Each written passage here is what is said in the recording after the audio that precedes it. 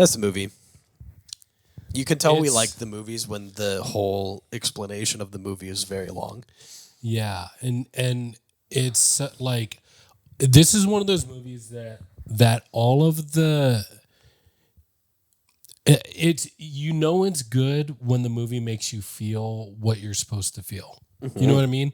Like even if you're conscious of the feelings that you're supposed to feel by watching the scene, you're just like you can't help but feel it because it's well written and it's well done. Yeah, absolutely. And we've talked about that Absolutely. before, I think. So, and that's exactly what happens. Like everything that they want you to feel in those tense moments. Yeah, you feel. get them.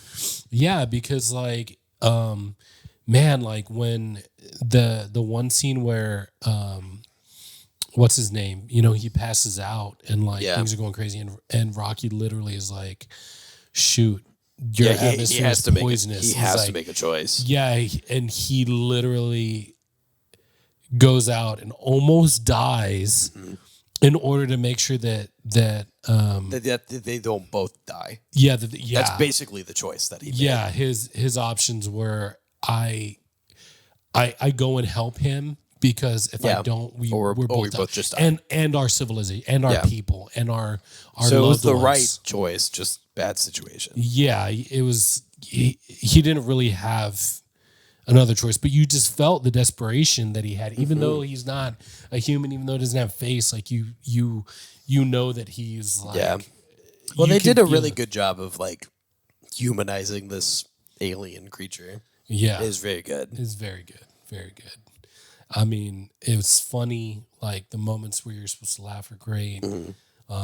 You know, the connection they make is, I mean, and that's what movies are, right? They're stories. They tell us. They are examples of how we feel, how we perceive life, the worst of humanity, the best humanity, and stuff like that. That's what every movie depicts. You know what I'm saying? I saw people who were giving some critiques of this movie. Oh yeah. Yeah, do you want to know did the that make you biggest feel? critique that I heard? It was people complaining that the movie was a lot more about the characters than it was about the science. Because the book is very like science accurate. This is what would happen if these things were to happen, and not very like in depth about Rocky and well, it was because it was about these two people in space, but a lot less about like their relationship with each other, and a lot more about the like how they're going to pull this off. And the somebody called it the infantilizing of Rocky, where Rocky is like this actual serious like scientist astronaut, but they made him cute and lovable. How dare they? How dare they? How dare they? How dare they make a character? How dare they make us care about a character? Yeah, a weird You know alien what I mean? lobster crab thing. Is he? Well, I guess he's I would say he's more like a crab than a spider, but yeah, he's like okay, yeah, crab, little rock crab. little rock crab with a rich history and and a language that the author did develop intentionally. Yeah, Like there's linguistics behind the sounds. like I said, we won't hear any slander against Rocky. No, if you hate this movie, you're just wrong. Yeah, I'm sorry to tell you. Get better taste. Stop trying too hard. if to you be hate this different. movie, you probably also hated The Last Jedi, which means we don't trust you. I think that if people like the Star Wars series as a whole and are upset about the sequels, they have the right to be. But if you're just looking at the sequels on their own and you're upset about the middle one, that's the wrong one to be upset about. Yeah, exactly. Yeah. Well said. Thank Well you. said. Thank you. But if you don't like Project Hail Mary, you're trying too hard to be different. Yeah. For what reason, dude? Like, for what reason do you not like the movie? Give us put in the comments a real reason why you think this movie's not good. Space is overdone. Yeah, shut up. It's great. It's such a good movie. And like I love because here's the thing, like I was very worried that they were just going to keep escalating drama, which I mean, to a certain degree, you have to. At some point, I was like, I don't think I can take this. I think we should probably chill out for a few minutes. I remember thinking specifically, like, if either one of them dies, I will not be happy. You know what I mean? I was like, I had the exact same in the movie theater. I was like, this is one of those movies where the death will not be justified. No, yeah, I was There's like, no justifying the death. yeah, if one of them dies, I will not like this. This is a mission to rescue the universe, and if either of these heroes die, it's for nothing. In these There's no reason. In these trying times, man, we needed a happy ending to this movie. Absolutely correct. and so Project Hail Mary did that. Like it was very satisfying. And we so badly needed a really good expedition to space in real life. Yeah. And we got one. Yeah. They went all the way around the moon. You want to know what they did when they lost contact with Earth? Do you know what happened when they lost contact with Earth when they were on the other side of the moon? No, what happened? They, instead of freaking out, they all had a cookie break. They all went to the window, they all grabbed a cookie, and they all just looked at what nobody has ever seen before. I think we could all use a little cookie break. You know what I mean? It's so inspiring. Yeah. It's very sweet. A lesson for us all. They got mad at Mission Control because they cut off Pink Pony Club before the chorus. Now that's something to be upset about. I agreed. Agreed. Not the fact that the fictional alien rock character is too cute. Yeah, that Mission Control woke them up to Pink Pony Club and just cut it off before the chorus. Like, what monsters? What are we doing? We send these people into space. We send these people into space and we can't even get them the chorus to the song. What are we doing? Yeah. What's going on? Anyways, Jarvis, it's time to play the game. Is it? Can we do some fun facts first before the game? I gave so many fun facts, Jarvis. Oh, really? Okay, let's do the game first. Let's do the game first. Okay. What do you think the budget for this movie was, audience? Ooh, we'll let you guys guess first. Oh, Now, okay. Jarvis.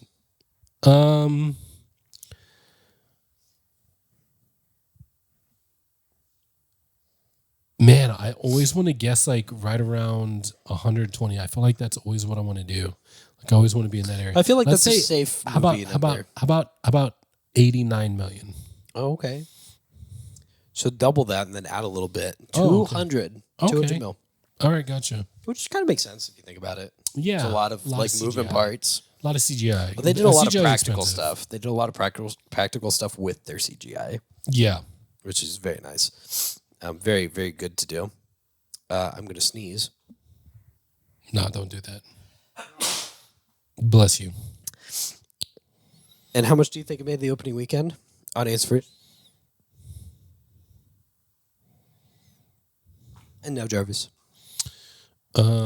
He's looking it up on his phone. Look at him.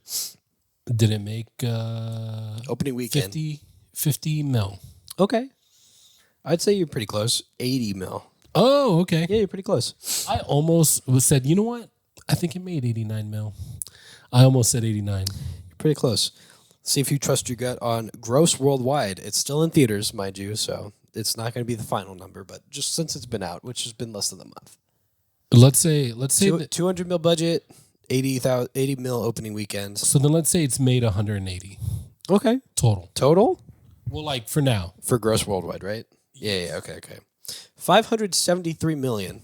Wow, It's great. awesome. Word's getting out. Absolutely. Which I love. I love it. The box office success as far as they're concerned currently. Yes. Yeah. 200 mil under the Super Mario movie currently. I just hope that they don't make a sequel. I don't think we need a sequel. Funny enough, here's a fun fact for you. Andy Weir, when asked about what killed the other astronauts in space, said that he knows what killed them and is holding on to it for a potential sequel to that book. Ooh. To which I agree with you. This is probably not the best move. Yeah. But hey, if he wants to, that's fine. There's so many great movies that didn't need sequels that got them, which we discussed in the last review, actually. Yeah.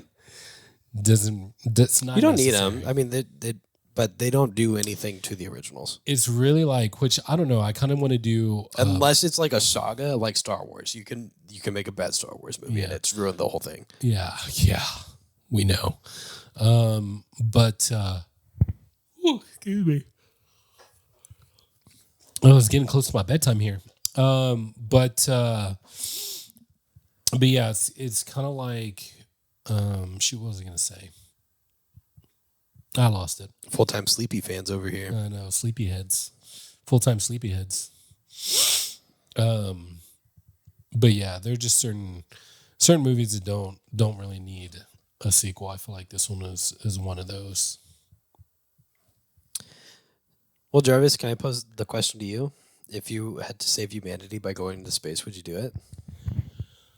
Knowing that you probably wouldn't return. Right now, maybe.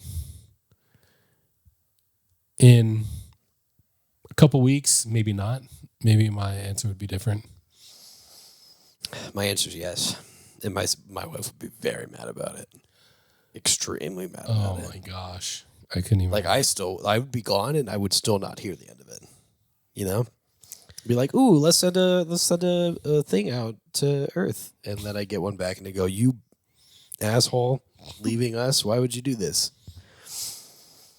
But hey man, that's how the cookie crumbles sometimes. Yeah. Give me some fun facts, brother. Fun facts. I'm about to tell y'all what I had spoiled earlier, which is what I would rate it. Yeah. Which is I'm buying it on DVD. Yeah. I'm gonna watch it like 12 more times. He's gonna own the hell out of that. Yeah, I'm more than happy with that. I'll watch it again. Yeah, I'll fund the second one. I don't care. This is definitely one that I would say own it. It's that good. It's also go watch it in the full IMAX in the special IMAX theaters before it's not there anymore. This is one you want to experience in theaters, and it's also one that you're gonna want to own. For sure. It's that good. And that's the end of our review. Is it? Yeah. Because we could say more. Like you lost track of time over here. I think one of the things that I was going to say was, didn't they use the puppeteer? Yeah, as the voice too. Yeah, when they were doing rehearsals, the puppeteer for Rocky, because Rocky was a puppet that they made. They were vibing a little hard. Him and Ryan Gosling were doing lines. They were able to improv a lot too, and they came to the realization that like nobody's gonna understand this character like the puppeteer, and so they went, "Hey, why don't you just voice him?" Yeah, and that's what ended up happening. Yeah, and it was a good choice. I also thought that they should have just used the guy who read the voice for Rocky in the audiobook. But I mean, it makes sense why they did what they did. Mm-hmm. And that's another critique that I heard a lot of people saying. Yeah. What other fun facts do you have that you find in your research? Oh, I said them all in the first part of this review. Okay, so do you know that it was a book by a guy named Andy Weir who also wrote The Martian? Yeah, which was another book by another movie that Matt Damon was in. Do you know, getting off topic a little bit, the 3-Body Problem?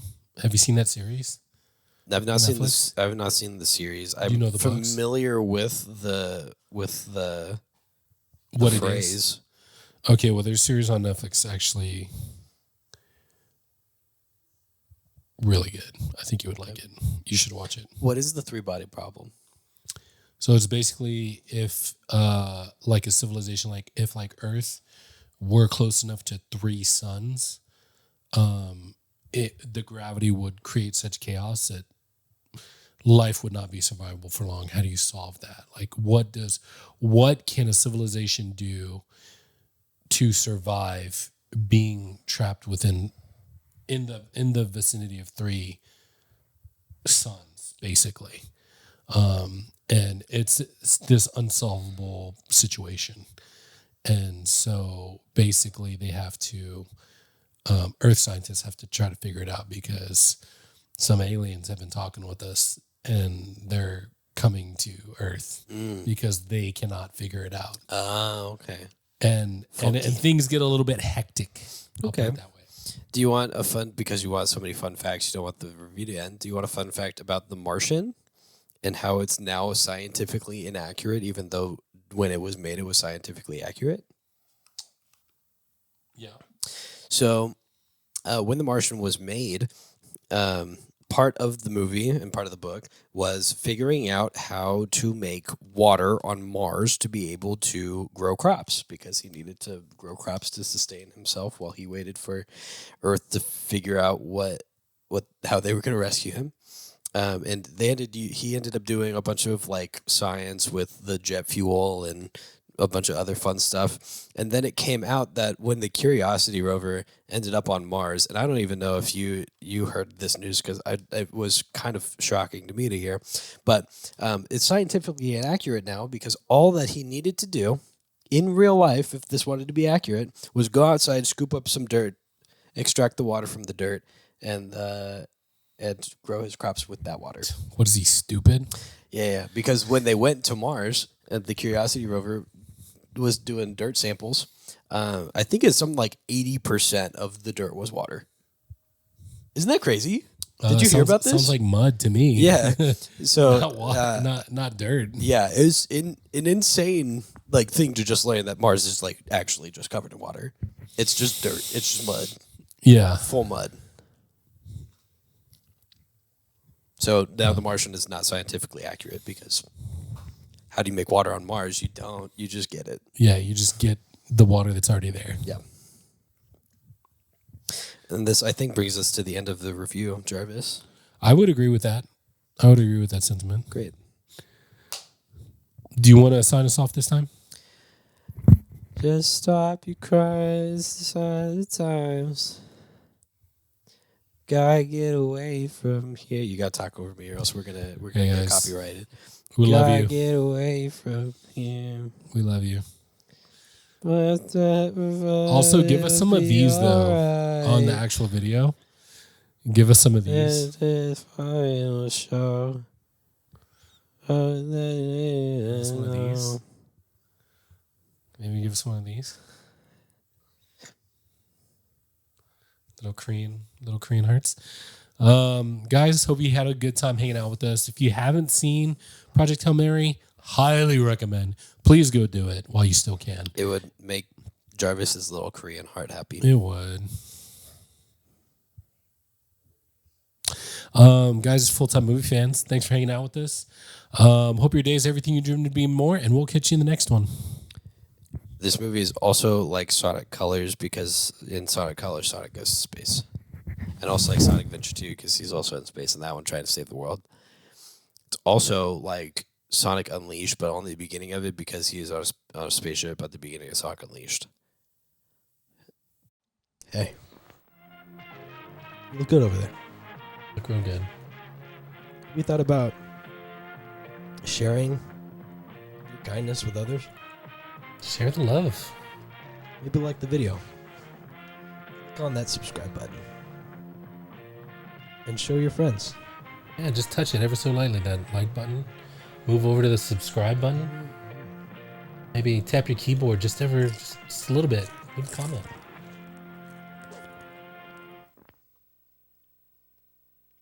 Bye. That's it.